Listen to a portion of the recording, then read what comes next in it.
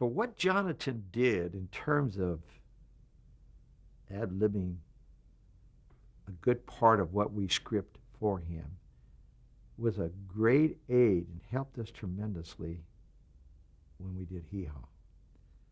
Because the country people, you couldn't script for them. All you had to do is give them key lines on cue cards and let them do it on their own, and they would add to it. I learned that from dealing with Jonathan. And Jonathan was just a great mind. Part of the problem was that sometimes we would just have difficulties in controlling him, especially when he was doing a sketch or a segment with the guest, because it would just throw the guests off balance. But it was Jonathan's show. And he knew what he wanted to do. He knew what he wanted to say. And for a while, he was a no-no in the writer's room when we would script the show. But he always found a way to come in, sneak in to find out what we were talking about. And so after a while, we came to the realization, Jonathan in his own way is a pretty good writer. And so we followed the procedure, like, let's just tell him what the sketch is going to be about. Let's get his input. Let's script it. And if he wants to, let him go ahead and change it. And most of the time he did. And it would drive the people in the booth crazy because you would lose sight of your camera shots. And of course, timing-wise, you just never know when he was going to stop. But Jonathan knew. He was a creator. He understood the game. He knew what the audience wanted. And incidentally, he was the greatest warm-up artist in the world. Before we would go on the air live, he knew what to say and to get them all riled up and so forth and so on. I'll tell you something that we decided to do one day because we didn't want to be a copy of Carol Burnett, who was doing her show next door, who Red Skelton was doing the show beyond that. So you can see what was going on. Danny Kaye, Jonathan Winters, Red Skelton, and Carol Burnett.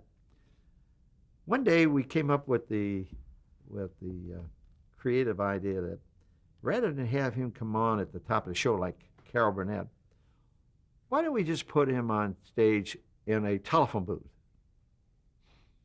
And said, Jonathan, we're going to put you on your own. And you do what you want to do. And here's what we're going to do for you. We're going to put a camera at the foot of that telephone booth. And we want you to look at that camera. And we want you to look at that monitor. And we're going to have a roving camera out on the stage that the audience will not know anything about. And when we come into a situation, we'll stop, and we want you to pick up on that and do what you want to do. It was a success, except that one day there was a salesman who was watching the show with a girlfriend who was married. And Jonathan really played it well. And then shortly after that, when the show aired, apparently the law department got a nasty letter, so we had to cancel that spot because you just never know who you were televising. And so there's a great instance of the kind of mind Jonathan had. He was a very, very sharp man. We became dear friends, and later I had him on one season of Hee Haw.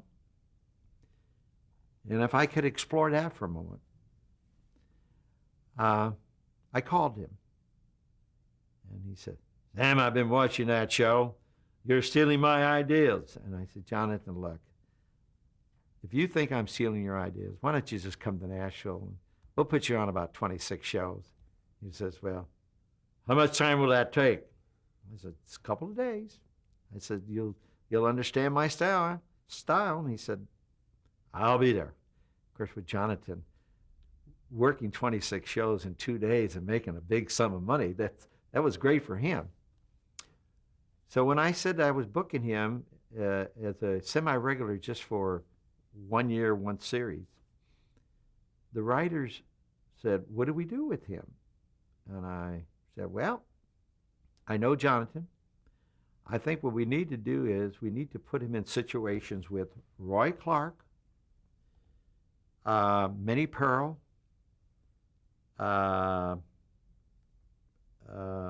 couple other people on George Goober Lindsay. I said, these are pros. This is the talent that really understands major television. So let's just write situations on our comedy sketches, including those people.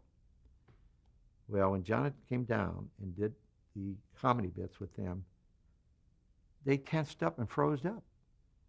They were intimidated by Jonathan. And it surprised me. And I thought, gee, that doesn't make sense. And I really want this man because I had guaranteed him 26 shows for working like 2 days. And do you remember Don Herron?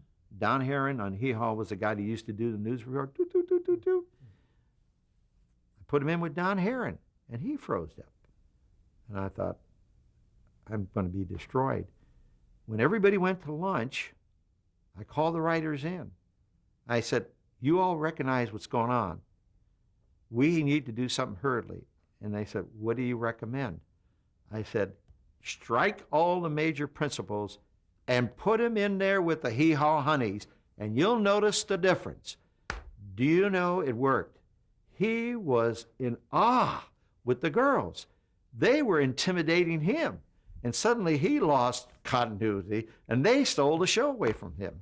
So you see, you know, as a producer, you got to know how your people work and how you deal with them.